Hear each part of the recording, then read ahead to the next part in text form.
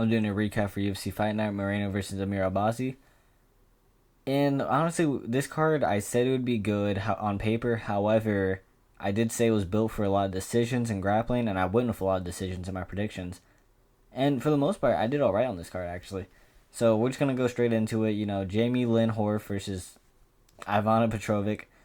This is a 50-50 fight in my opinion. There's no wrong option on who won, but it's really a quality over quantity type of thing. Do you prefer someone who lands more, or do you prefer someone who lands cleaner? In my opinion, Jamie Lynn Horf landed cleaner, but Ivana Petrovic, she landed more shots. They were both even on takedowns. And eventually it comes down to really a 50-50. What do you prefer? In my opinion, this fight was very just opinion based on who won. There's no factual thing to it. I thought, like I said, I thought Horf landed better, but I thought Ivana landed more. Well, Ivana did land more, my bad, but I thought Horf landed better. And at the end of the day, I prefer quantity. Like, I do like when you land a lot more, but this wasn't a significant, she landed a lot more every round. Some of the rounds were close in striking, and Horf just ended up landing the better ones. So, really, damage-based scoring is the main thing. And like I said, Horf landed the better shots. If you told me that you thought Petrovic won, I'm not even going to argue with that. If you told me you thought Horf won, I'm not going to argue with that. It's a 50-50. You don't care about this fight. I don't care about this fight. And I'm going to be honest, I really just don't care. So I'm just going to move on. Chad and Helliger versus Cody Gibson. I'm just going to call him Chad because first name, I'm not going to call his last name. So the reason I didn't predict this fight in my video, but I did choose Cody Gibson just because I know Cody Gibson. I know he's a good fighter, kinda. He's one of those guys that does crazy things, just puts out a lot of output every single time, and he fights hard.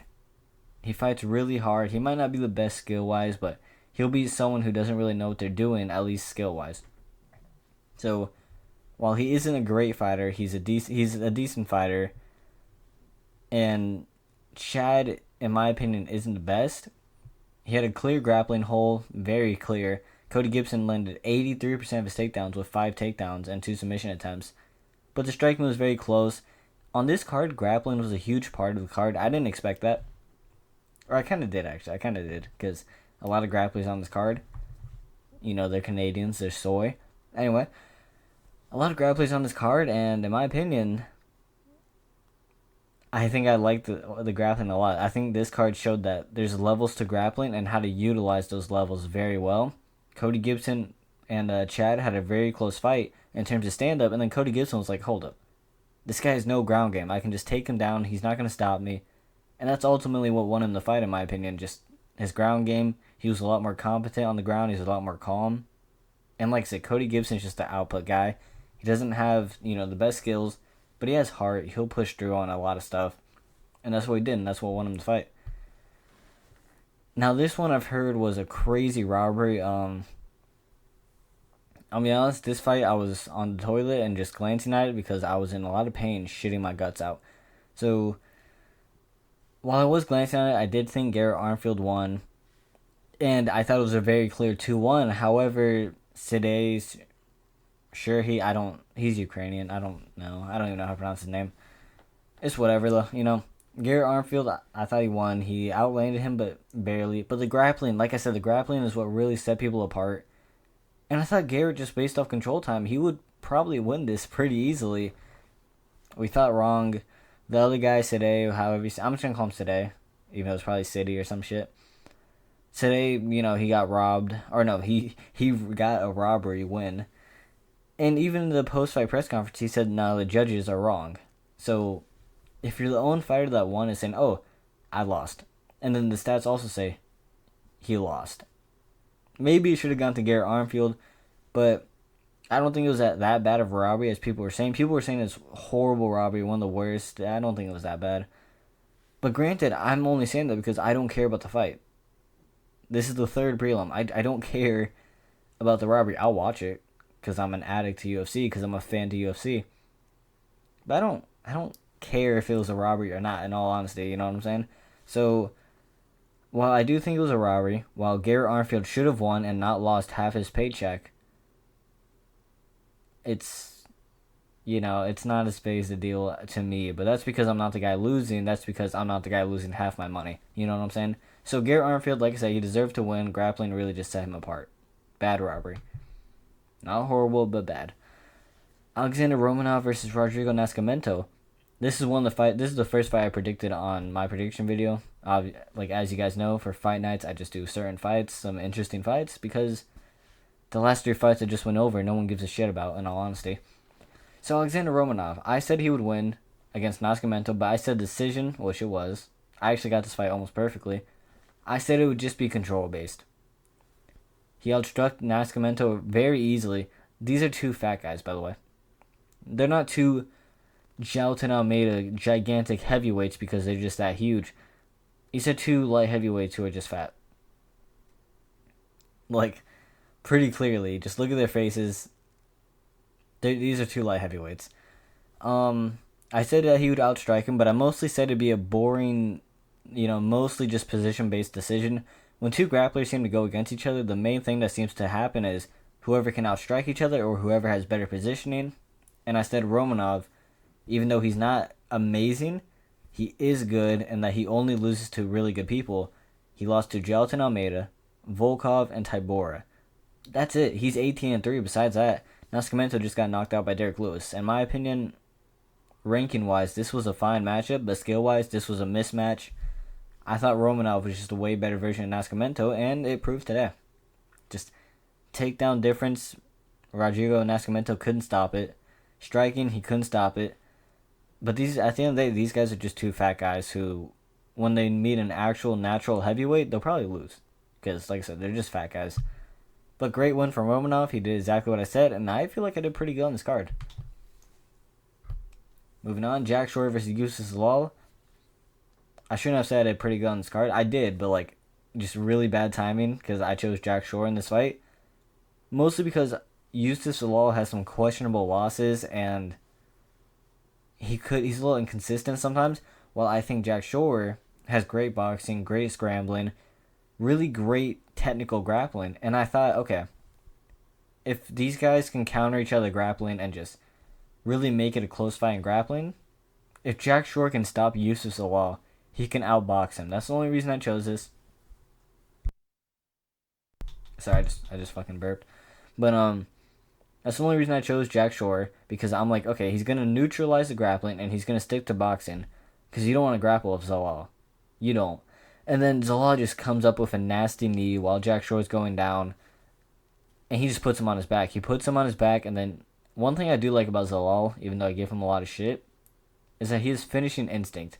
Finishing instinct is very underrated. That's what makes Tom Aspinall so good. When he gets someone hurt, he knows how to capitalize on it. Zalal has that type of instinct where, okay, he just knocked Jack Shore down. He gets on top of him. He knows exactly what to do, where to transition. It's his instincts that tell him that. He did outlane Jack Shore, but I thought Jack Shore landed the better, cleaner boxing shots. Jack Shore was getting takedowns. Jack Shore, in my opinion, had a decent amount of control. I thought he was losing, but he had a decent amount of control, and I thought it was pretty close at least. But Zalal, like I said, finishing instincts, perfectly timed knee, really reminiscent of Nicolau versus Royval. There we go. Nicolau versus Royval, really reminiscent about that. Just a perfectly timed knee, caught him off guard, rocked him, put him on his ass, and just transitioned to an arm triangle very fast. Great win by Zalal. And I can't stress that enough. Jack Shore, even though he's not ranked, he's an amazing fighter. Him losing this, I'm pretty sure made him 17-3. He has a great record, great submission artist, and you just submitted him and outstruck him. Great performance by Zalal, even though I didn't pick you. And even though I'm mad I didn't get my pick right, we give props where props is due on this channel. That's what we do. Great win by Zalal. Let's see him in top 15 next. Let's see him fight someone in top 15. He's looking good. Jack Shore's no pushover. He's really not. Jack Shore, I mean, he just lost to Brito. Brito, in a lot of people's eyes, is extremely good. I always thought he was overrated, which is why I chose William Gomez to beat him. But Brito is good, and Jack Shore is going toe-to-toe with him, doing really good in the second round. But Yusuf Zalal, perfectly timed knee. There's not much you can do about that. Charles Jourdain versus Victor Henry. I chose Charles Jourdain. I said that, So basically what I said was, Victor Henry is a very fundamentally sound guy. When someone's very fundamentally sound and that's their whole game, you got to be a unique person. Because the thing about fundamentals is it teaches you the basics. When someone isn't basic and they do weird shit against you, it doesn't teach you how to get out of that situation. So Charles Jourdain, he outstruck him a lot. The wrestling, I obviously went to Victor Henry. But Charles Jourdain, he outstruck him a decent amount, landed the cleaner shots, and landed more accurately. Because he's just crazy. He just throws random shit, and it works. That's why Dricus du Plessis is so successful. He does random shit.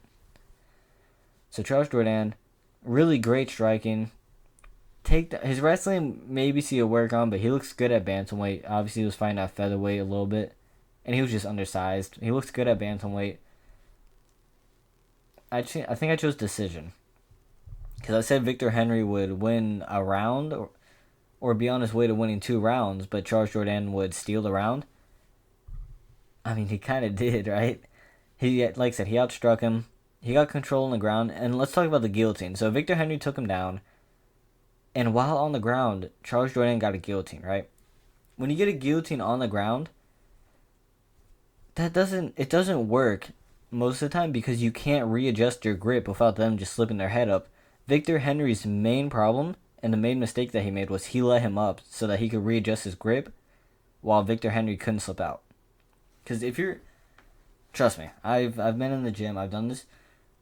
This is a stalling position. If you're on the ground and you're holding their head in your arm, that's a stalling position. That's not okay, I'm going to finish him here. Because then you have to get the grip. You have to get the grip, and it's very hard if he's on your chest. So what Victor Henry should have done there was put his shoulder over the chest so that he couldn't readjust his grip. And he let him up. He let Charles Jourdain up. He let Charles Jourdain have that little bit of space so that he could get up and readjust his grip. Because, like I said, when you're here, their chest is blocking. You can't, it's really hard to move your hands when they're just putting their chest or like shoulder to you. It's very hard. When he got up, Charles Jourdain was just able to readjust and get it. So it's like Victor Henry gave him space, made the mistake, and Charles Jourdain capitalized it on it very well. Great guillotine, nasty guillotine, great striking. I think he's found a new home at bantamweight. And Victor Henry's still good, but you need to have a certain base. He's very fundamentally sound, so it's like he's not very good at anything. He's just good all around, which you need especially. Like you need a specialty. In my opinion, Victor Henry doesn't have that. Mike Malott versus Trevin Giles. I chose Mike Malott. I said that my main argument for this was Mike Malott was destroying Neil Magny for 14 minutes. He slipped up and he lost in the last minute, I'm pretty sure. And I was like, if he stays consistent, he's probably going to slow down his game. And he's going to look at that and be like, okay, I just need to stay consistent. I just need to work on my cardio. He worked on his cardio. He stayed consistent. He had a good game plan. And at the end of the day, Trevin Giles just didn't do anything. He was throwing. He landed when he threw, but he just stopped throwing eventually. And Mike Malott ran away with it, even though Mike Malott arguably... If Trevin Giles really threw more, Mike Malott arguably could have lost. Like, it was still 2-1, arguably. And you can make a case for Giles in, 2 rounds. However, Mike Malott clearly won just because Giles didn't throw. He didn't throw, but Mike Malott looked good. Not as good as he looked in the first 14 minutes against Neil Magny, but he looked good. His striking was technical. He was on point. The only advice I would give to Trevin Giles is take risk. You jab a lot, you do straights, but it's almost like you're scared to take risk. Once you land on him, you don't follow up on anything. And sometimes that extra punch, that extra follow-up is just really dangerous to catch people off guard. That's why Ilia Topuria gets knockouts, because he follows up with that one more punch that no one expects. So Trevin Giles, you look good. You got to have more volume than that. Mike Malott, you also look good. But Trevin Giles wasn't really doing anything. So it's kind of hard to get that finish. But I will say, one thing I did like from Mike Malott is he lost his last fight because he gassed out. And he looked at that fight and he was like, okay, I don't need to win by finish. I just need to win in my hometown. I guess not hometown. In my home country. I just need to win. And I like that. I like when a fighter's more focused on winning than getting a knockout. It's like People hated when Tom Aspinall said, okay, I'm just going to run at Pereira and take him down. But it's like, you just win. I don't want you to be like, okay, I'm just going to aim for a spinning heel kick. I'm just going to aim for a crazy knockout the whole time. That's how you gas yourself out, like Mike Malott did against Neil Magny. He's learned his mistake. He looks good as a striker. He looks good as a game planner. So, great win, Mike Malott. And this shows a lot of character development, in my opinion.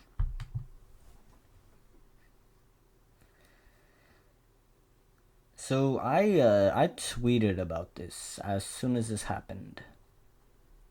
I chose Marc-Andre Barrios because Dustin Solsvis just isn't great. Like, I mean, he's good skill wise, yes, but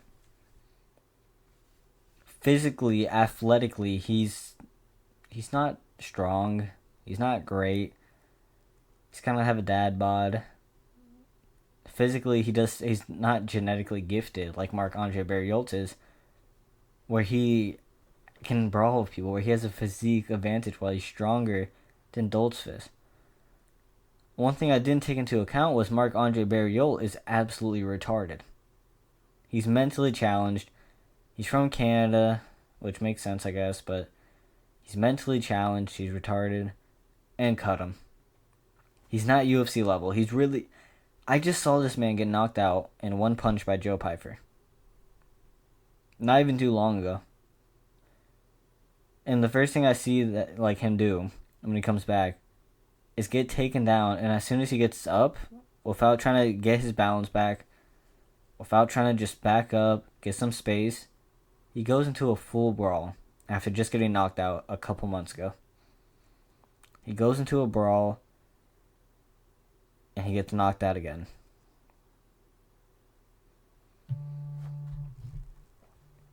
I choose these people because I expect them to not be a retard, okay? I just want to make that clear. I choose these people because I expect them to not be handicapped, okay? I choose these people because I expect that they've been doing this for years and they have decent knowledge. I choose these people because I expect that their coach has decent knowledge on what he's doing. I choose these people based off they have a good game plan. And then I always end up being disappointed, realizing that I have a better game plan than them. Marc-Andre Barrios, you don't deserve to be in the UFC. You're trash. You got knocked out in front of your home country, and you kind of deserve it after what you did.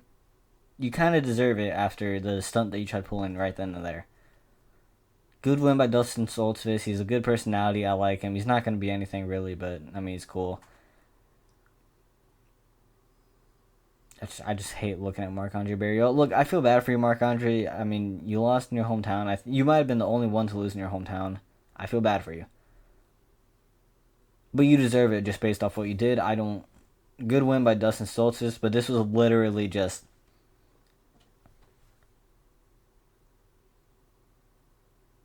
I just saw some shit in my room. I'm not going to lie to you. This was literally just Dustin taking him down, or I guess not really taking him down. This was them going on the ground for like 4 minutes. Marc-Andre gets up and just gets knocked out as soon as he gets up. That was the fight. I'm not going to lie to you. That was actually just it. This one I chose Ariana Lipski, because why would you not? I mean, she's fine. The other girl's not really. She's fought better people. So I chose Ariana Lipski. And God, do I regret it. God, Jesus, do I regret choosing Ariana Lipski?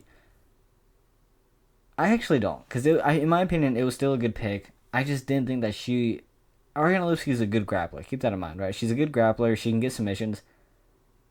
Jasmine Josu Devicius, I don't know how to pronounce her name. I don't care.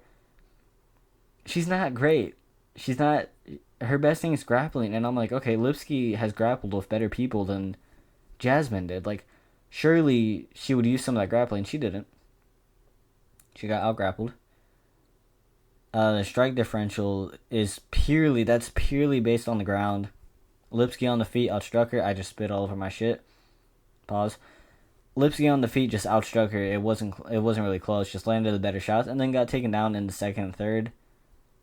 Back headshots. I tweeted. I said this. I will stand by it. The ref is a retard. He looked at back of the headshots very clearly to the point where it was on purpose. It wasn't, Lipski was turning her head It was Jasmine was looking for the headshot. Let's say Lipsky turned her head like this. Jasmine, instead of just punching in the face, she would punch over here to the back of the head, and I'm like, are they not gonna call this? Are you gonna stare at her genuinely, punch in the back of the head multiple times on purpose and not call anything? Worst ref I've ever seen. I hate Canada. I hate everything about Canada besides health insurance. I just we don't care about back of the headshots no more. I knew we changed to 12 to 6 elbow. That's a real thing now. I knew we changed knees to a grounded opponent. That's a different thing now. I didn't know back of the headshots were allowed. Like, they didn't announce that, but apparently the referee, he has a different handbook. He has different inside intel. And, just back of the headshot over and over and over again. And then they almost got a TKO because she did it 18 times in, like, a minute. So, a good win. Back of the headshot. Dirty cheater. Dirty Canadian. Anyway, moving on. Chow Machado versus Brenson Ribeiro. I chose Brenson because I'm like, okay, Chow Machado is not great. He can literally hold him against the fence if he wants to. I just spit on my camera again. I don't know why I'm doing that. He can hold him against the fence if he wants to. Or he can just throw something. He didn't throw shit. I promise you, he did not throw 131 strikes. I promise you. He just stood there majority of the time, acting like Pereira. He was like this. That was it. That was it. And then Ribeiro would just randomly throw a head, like he'd just throw a head kick sometimes. Chow Machado was landing so much better shots than him, cracking him over and over again. But I guess they gave this fight to Brenson Ribeiro just based off the fact that he rocked Chow Machado. And I chose Ribeiro. I chose him by a decision win. I should be happy. He lost. He lost. He lost the fight. And Chow Machado is now robbed and probably cut. He's probably cut from the UFC because of that. One of the worst decisions I've seen. And Brenton Ribeiro. Okay, look. Ribeiro, you were on a 2-fight losing streak. This win, you fought the lowest of the low, and you robbed him badly.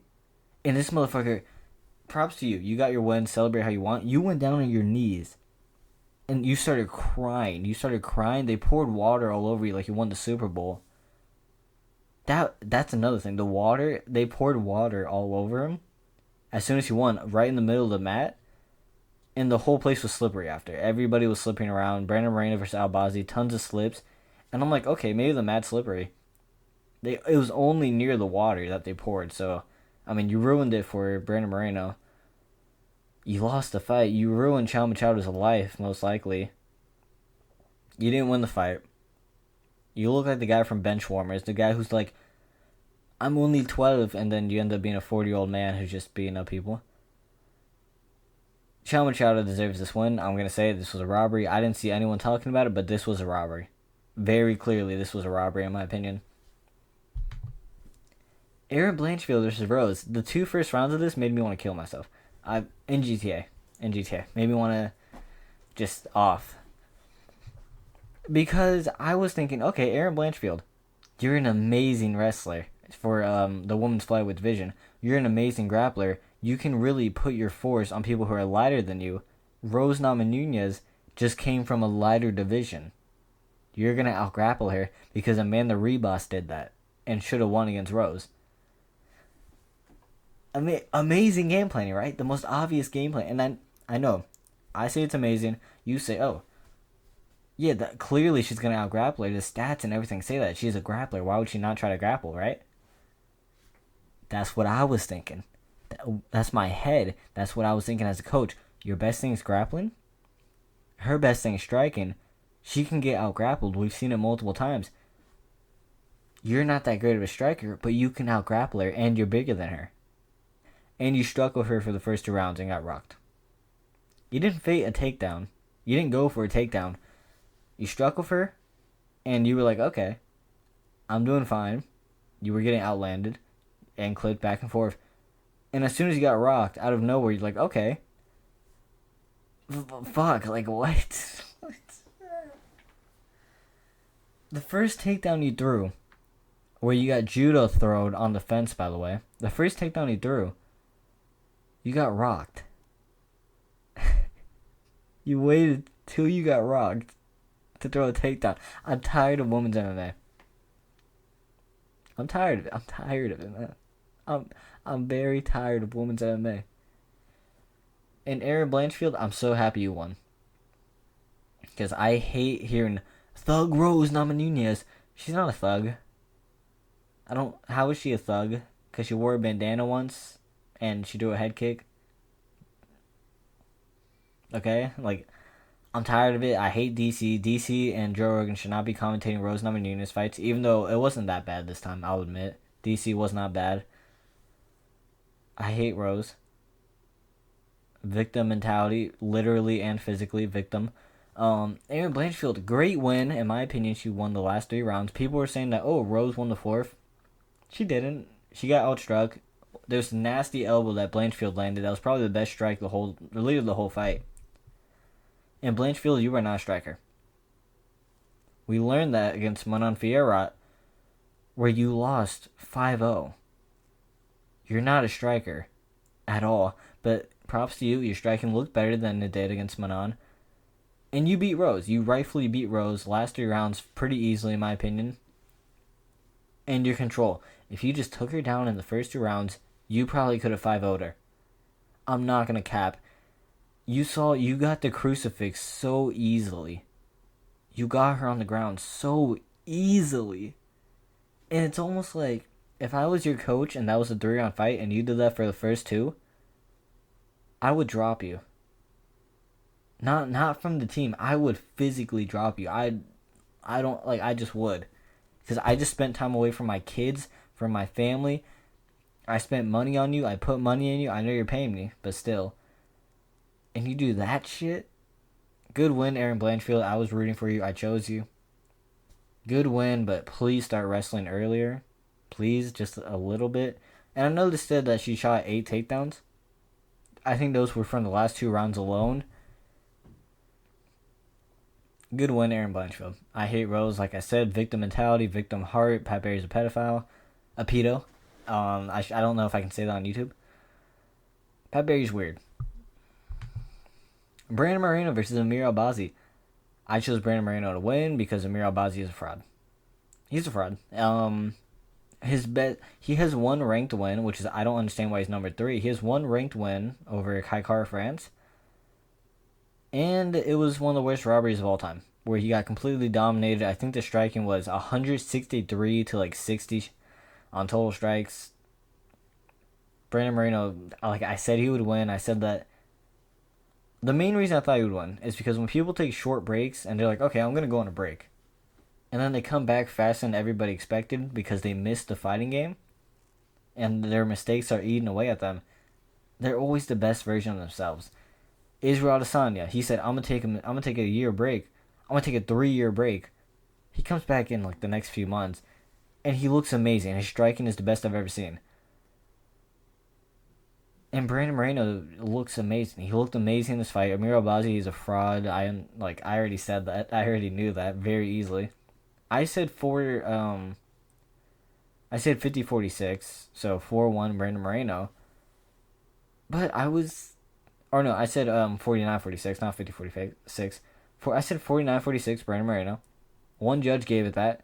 And I was like, okay. Okay, yeah, 1 judge. Amir Albazi won the 3rd round. Pretty clear. If he won a round, it would be the 3rd round. He landed better. Or he didn't land better, but he landed better than he was earlier. And he just put on a competitive round. They gave Amir Albazi the 1st round. Brandon Moreno outstruck him 26-4 in the 1st round. And he rocked him. This card made me very mad. I'm not gonna lie, I'm happy Derek Lewis was taken off this card, because if he got knocked out, I would be a lot more pissed than I am right now. But good win by Brandon Moreno. I already said his boxing is just better than Albazi. Albazi isn't a great grappler either. He gets takedowns, but he doesn't really do much. Brandon Moreno has one of the best scrambles in the game. It's very hard to keep him down unless you're Pantoja, who's an elite grappler. Albazi's just overrated.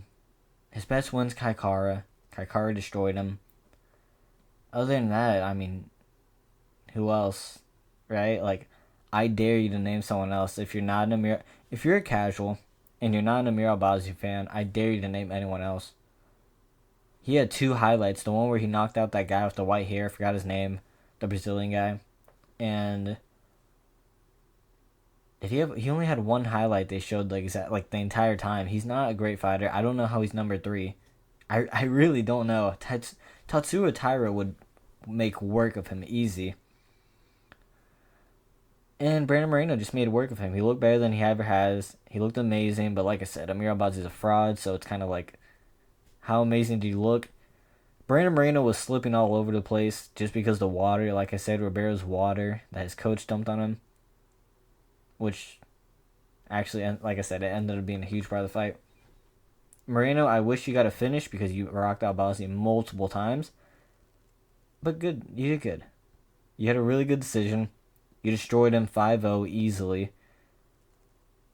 And I just hate looking at Amir Albazi. No, not because he looks, he looks like a fanboy and Chum Chum side character, like a villain from there. He doesn't look real. Something about his face just doesn't look real. And I don't know what it is. It's not because he's Iraqi, it's just I don't know what it is. Also, he's coming off a heart surgery and a back surgery. Or no, a neck surgery and a heart surgery. And he hasn't fought in a year and a half. If he chose Albazi, I'm going to personally walk up to you. I'm going to call you a retard. I'm going to call you an idiot. I'm going to call you every bad word I know. If you genuinely picked Albazi to win this fight, or you wanted Albazi to win, there was no reason. If you look at the stats, if you do your research, hell, you don't even have to do your research. There was no reason Albazi should have won this fight. And it really proved. 5-0 Brandon Moreno, great performance. And really, that's it. That's it for the card. I'm going to make opponents to make next. I don't know how many fights I'm going to do, but I'm going to do opponents to make next. Most likely tomorrow, even though tomorrow's Sunday Night Football, which I'm probably going to watch football all day. Honestly, good card. The grappling was utilized very well. And this is my 7th main in a row correct pick. So if you want to glaze me, if you want to suck me off, go ahead. I'm ready. I'm right here waiting with my pants down. 7 main events in a row. Let's make it 8. Let's make it 9. Let's make it 10. Let's make it 10 main events in a row. Neil Magny versus Prates. I'm coming for that. And I always look forward to the main event just based off predictions. But if you enjoyed the video, like, subscribe. I expect to see y'all hopefully soon. And if we hit 10 subscribers by the time the China card comes, the Figueiredo Yan card, I will be streaming that fight. I will stay up till 4 a.m., ruin my sleep schedule just for y'all. And the person who commented on my last video saying the nice things, I really appreciate you, and I hope to see you there too. So yeah, like the video, subscribe, share, all that. Blanchfield, let me be your corner man. Let me be your coach. Rose, get a new coach because, your coach is a groomer, and on top of that, he's not a good coach, Pat Barry. And victim mentality, Thug Rose. You know what I'm saying? Like, that's just it.